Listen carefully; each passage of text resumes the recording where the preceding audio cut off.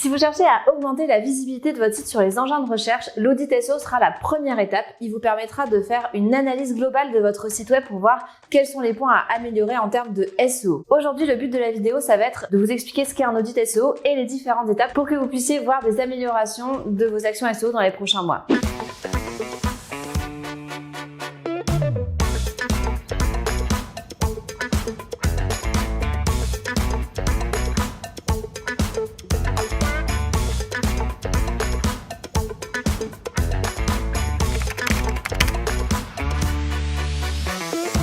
Donc, qu'est-ce qu'un audit SEO? En fait, il faut voir ça un peu comme un état des lieux. Vous faites un état des lieux de votre site pour voir vraiment quels sont les points forts et les points faibles de votre site et établir un peu une liste de priorités des actions à mettre en place pour justement avoir des résultats le plus rapidement possible. L'idée, c'est vraiment d'avoir une stratégie globale des actions à mettre en place sur un laps de temps. Donc, ça peut être quelques semaines, quelques mois, dépendamment du temps que vous avez à allouer à votre site web et des gens qui peuvent travailler aussi sur votre site web parce que vous aurez sûrement besoin de programmeurs, de rédacteurs, etc. Donc, dépendamment de ce que vous êtes capable de faire par vous-même, vous aurez peut-être besoin d'une équipe avec vous et ça peut prendre plus ou moins de temps justement à mobiliser pour améliorer les performances de votre site web. Donc vous l'aurez compris, le but de l'audit SEO, c'est vraiment de trouver vos faiblesses et de vous organiser dans les actions SEO à mettre en place. Ce qu'il faut comprendre, c'est que plusieurs facteurs influencent les performances de votre site web. Donc ces différents facteurs, il va falloir les analyser dans le cadre de l'audit SEO. On va les regrouper par 4 grandes familles de facteurs. Tout ce qui est contenu, expérience utilisateur, performance technique et tout ce qui est indexation, donc présence sur les engins de recherche. En travaillant sur ces différentes familles de critères, c'est vraiment les priorités. Donc il y en a qui vont être plus ou moins prioritaires par rapport à ce que vous avez déjà sur votre site web.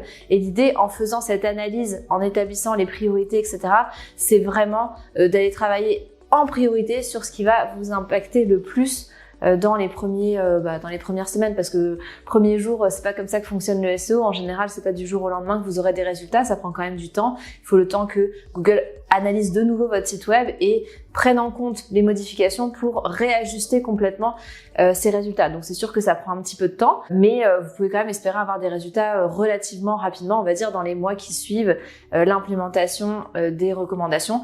Parfois, ça peut aller beaucoup plus rapidement, mais ça veut dire que vous êtes quand même un gros site probablement et que Google visite régulièrement votre site. Le but de tout ça, évidemment, c'est d'augmenter votre visibilité sur Google, ça vous l'aurez compris, mais aussi le trafic que vous allez recevoir. Et le but d'augmenter le trafic que vous allez recevoir, c'est d'augmenter les conversions. Donc, dépendamment du site que vous êtes, soit ça sera des prises de contact, soit ça sera des achats, peut-être des inscriptions à l'infolettre, etc. Mais globalement, le but de tout ça, c'est d'augmenter votre chiffre d'affaires. N'hésitez pas aussi, quand vous faites des améliorations au niveau SEO, à monitorer non seulement l'augmentation du trafic, mais aussi l'augmentation des prises de contact, des achats et l'augmentation de votre chiffre d'affaires. Le but de tout ça à la fin, c'est de permettre à votre entreprise de grandir. Donc on a fait déjà des vidéos sur augmentation du taux de conversion, suivi des conversions, etc. Donc je vous invite à aller les regarder. On vous mettra les liens dans la vidéo et en commentaire. Ça vous permettra justement d'aller plus loin si ce sont des sujets qui vous intéressent. Bon, là on va rentrer dans le concret. L'idée c'est de voir comment faire un audit SEO. Donc quelles sont les actions qu'on doit mettre en place justement pour faire un audit SEO et qu'est-ce qu'on doit analyser. Avant qu'on plonge dans le contenu, la technique de l'audit SEO, je vous invite à vous abonner à notre chaîne YouTube. On sort des vidéos chaque semaine donc qui sont plus ou moins techniques justement et qui abordent plein de sujets relatifs au marketing web.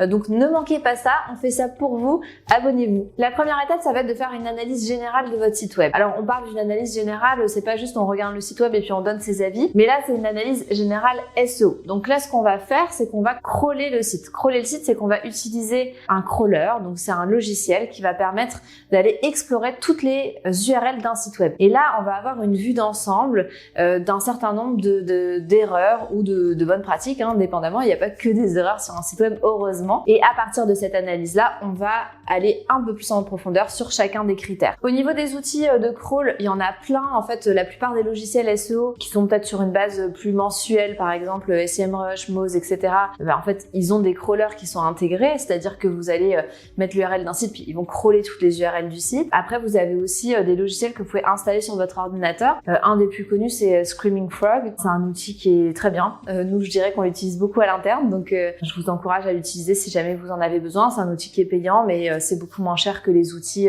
qui sont récurrents. Je vous dirais que la plupart des outils de crawl font quand même pas mal le même travail. La partie de l'analyse générale et du crawling, c'est une partie qui est un petit peu plus technique. Donc c'est sûr qu'il faut être familier avec un certain nombre de notions au niveau quand même programmation, etc.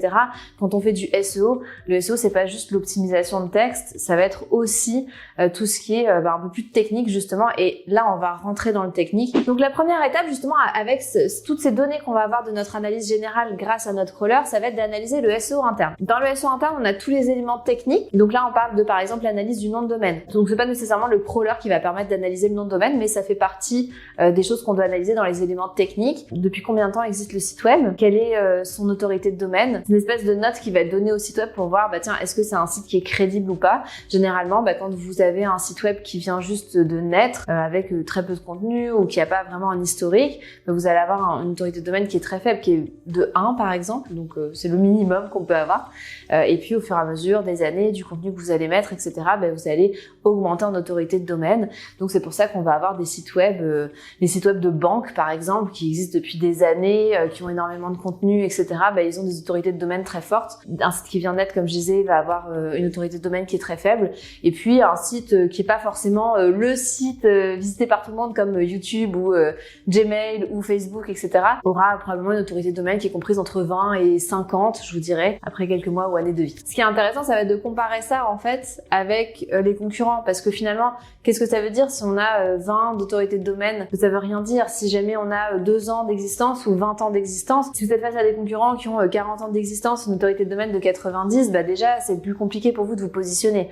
Alors c'est pas impossible, c'est juste qu'on va pas forcément aller cibler les mêmes requêtes. Un des prochains critères, ça va être l'indexation. Donc on veut voir si votre contenu est indexé dans Google. Donc c'est quoi son index? Finalement, si vous réfléchissez, ça va être tout les résultats qu'on va trouver dans Google. Donc comme vous le savez, il y a plusieurs pages de résultats de recherche, 1, 2, 3, 4.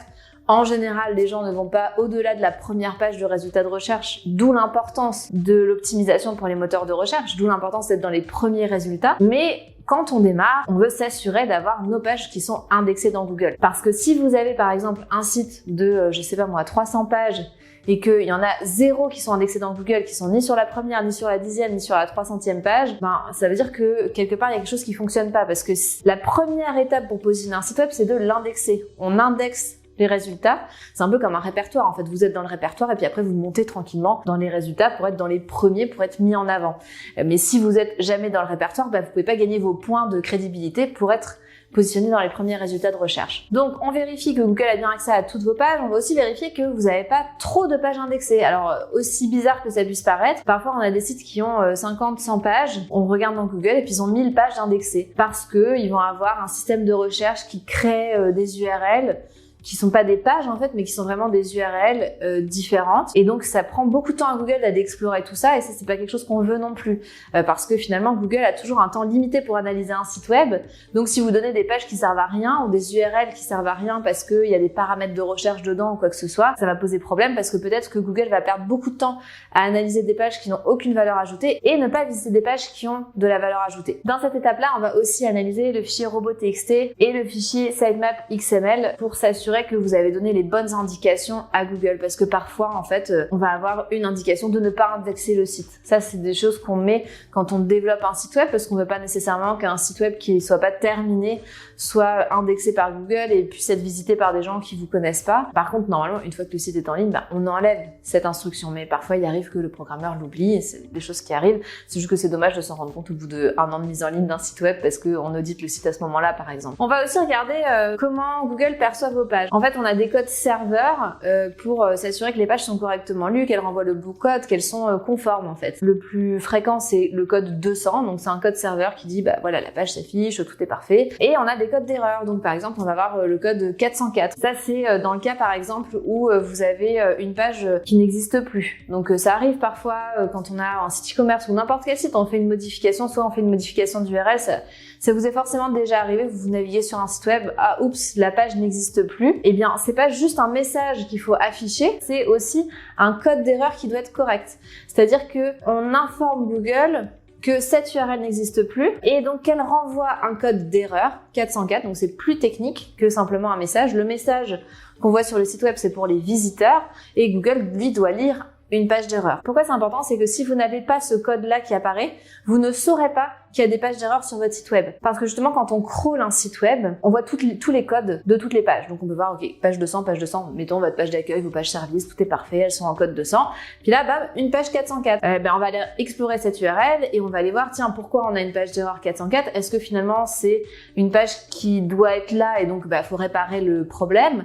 Ou c'est une URL qui devrait même pas exister finalement, et pourquoi elle est présente sur le site web si elle ne sert à rien? Dans ces cas-là, on enlève carrément l'URL et là on voit quand on crawl notre site que après avoir corrigé toutes les erreurs, on est capable de voir que on a que des codes 200 par exemple. J'ai fait une vidéo spécifiquement sur les erreurs 404, donc si vous voulez aller encore plus loin sur le sujet, je vous invite à aller voir la vidéo ici. L'autre élément à regarder dans la partie justement SEO interne, ça va être tout ce qui est structure des pages. Donc comment les pages sont construites. Donc là c'est un peu plus de l'expérience utilisateur, mais aussi comment elles sont reliées les unes avec les autres. Un des éléments que Google vérifie, c'est la profondeur de page. Donc est-ce que votre page elle est facilement accessible? Donc là c'est pas très compliqué à voir. Bon déjà ça se voit sur le crawl en fait que vous avez fait. Il y a cet élément-là, profondeur de page. Mais vous êtes aussi capable, vous, quand vous naviguez sur le site, tiens, combien de clics ça me prend pour atteindre cette page? Si vous avez des pages où faut que j'arrive sur la page d'accueil, que je clique sur le service, que à l'intérieur de la page service, je reclique dessus, puis à l'intérieur de cette page-là, faut que je reclique dessus, là vous allez déjà être en 4 ou 5 de profondeur de page. Donc c'est compliqué en fait pour un internaute d'atteindre cette page-là. Plus la page est profonde, plus Google va se dire mais pourquoi je mettrais cette page-là en priorité puisqu'elle a pas l'air prioritaire sur le site web? Si la page était prioritaire sur le site web, ça serait la première page. Enfin, c'est le cas de la page d'accueil. La page d'accueil, c'est la page la plus importante d'un site web. Généralement, c'est celle qui va le mieux se positionner sur son mot-clé ou bien avoir la plus grosse autorité de page, un peu comme l'autorité de domaine dont je parlais tout à l'heure. Chacune des pages a une autorité parce que elles sont facilement accessibles. Elles sont là, c'est en général des pages prioritaires. Vous ne mettez pas votre page la plus importante au fin fond de votre site, c'est logique. Donc Google le sait également et va moins bien positionner des pages qui sont très profondes. Ensuite, on va regarder tout ce qui est maillage interne. Donc là, comment les pages sont reliées les unes avec les autres. On va regarder pour chacune des pages combien de liens elles vont recevoir de la part des autres pages du site. On peut regarder l'encre du lien, est-ce que c'est optimisé?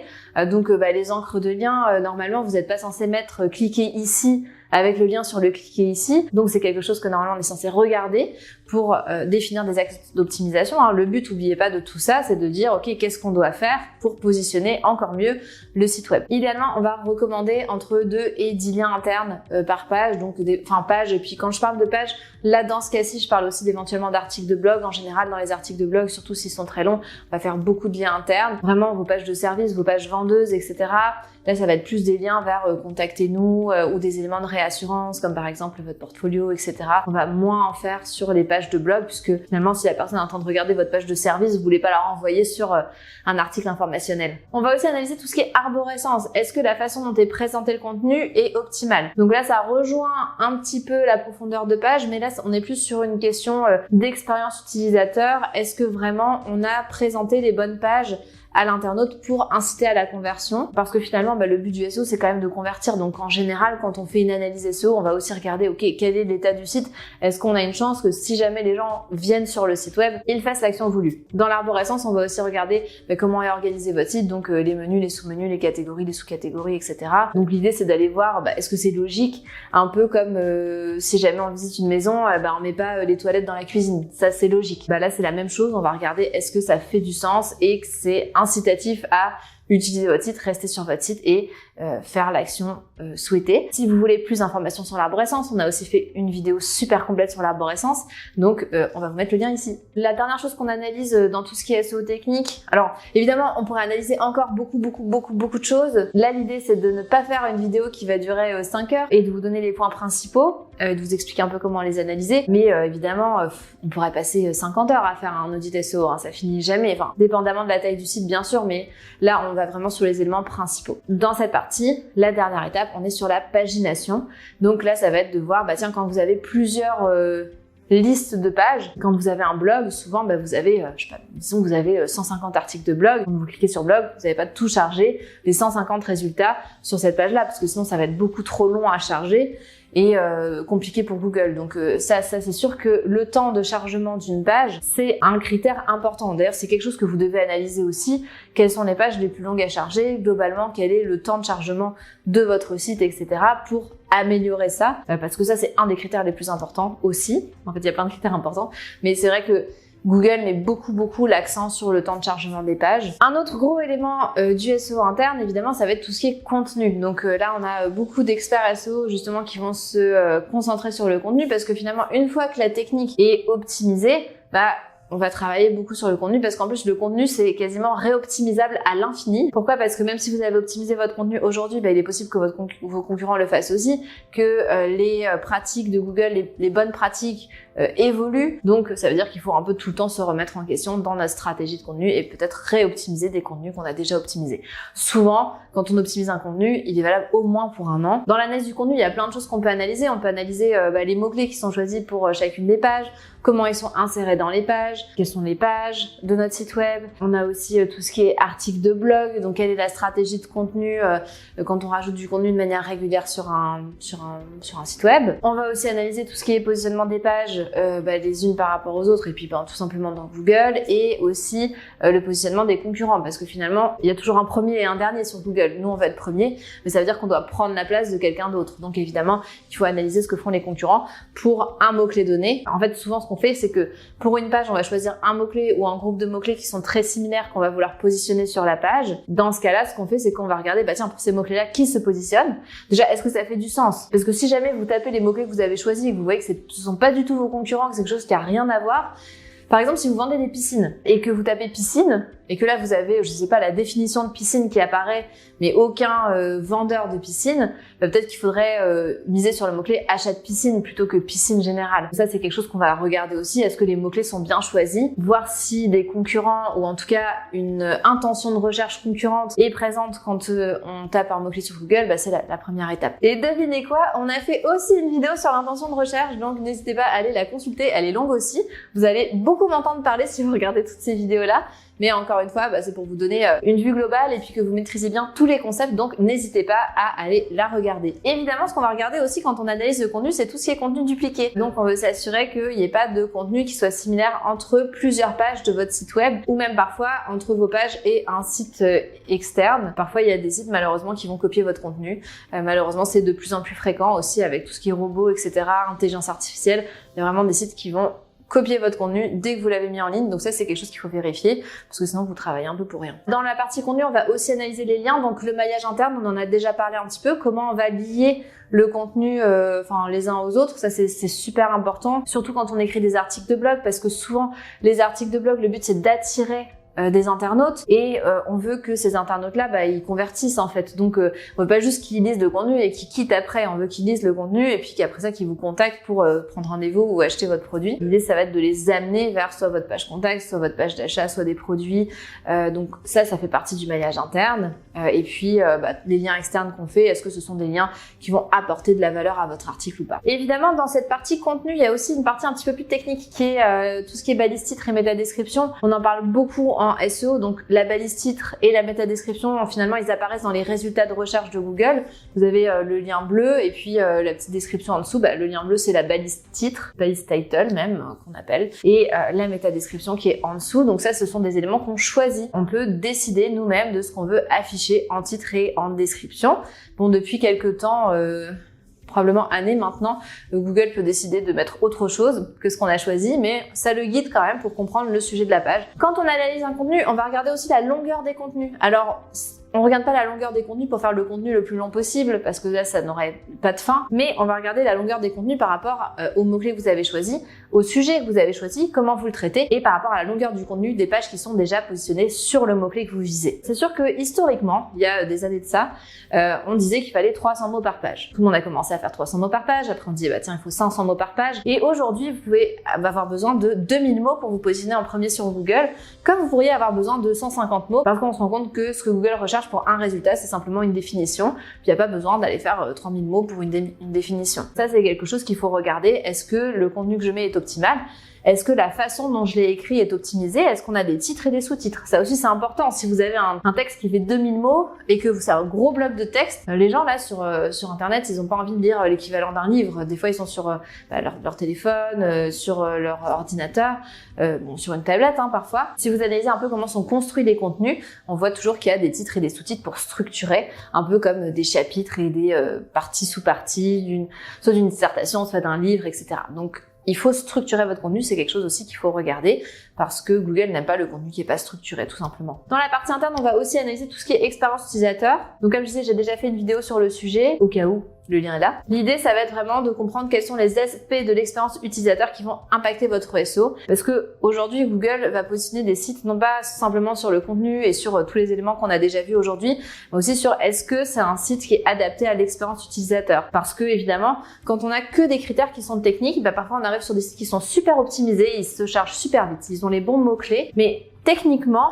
si on allait vraiment au fond de tout ce qui est demandé par Google en termes techniques, vous auriez une page blanche, du texte en HTML et c'est tout. Voilà.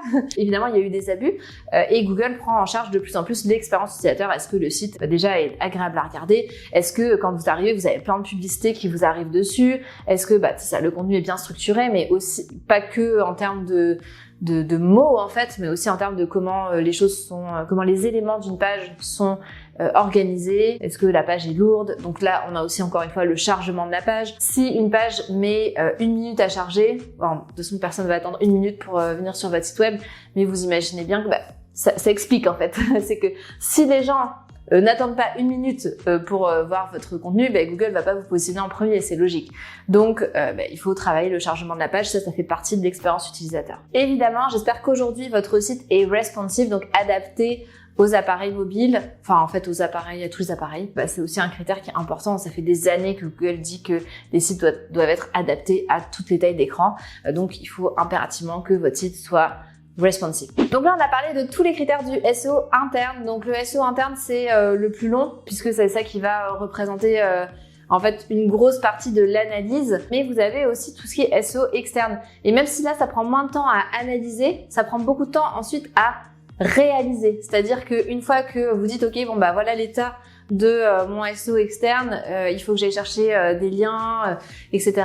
Et bien ça c'est quelque chose qui prend du temps, qui est très chronophage en fait et qu'il faut faire tous les mois, ou toutes les semaines ou tous les jours si vous avez le temps de le faire. Ça doit être une grosse partie du temps que vous passez sur l'optimisation de votre site web. Donc comment on analyse ça? C'est vrai que le SEO externe c'est essentiellement les liens que vous allez recevoir d'autres sites. Donc on va analyser quels sont les sites qui font des liens vers votre site. Est-ce que ces sites-là sont des sites de qualité? Où est-ce qu'ils sont situés? Quelle est l'encre de lien qu'ils vont mettre vers votre site?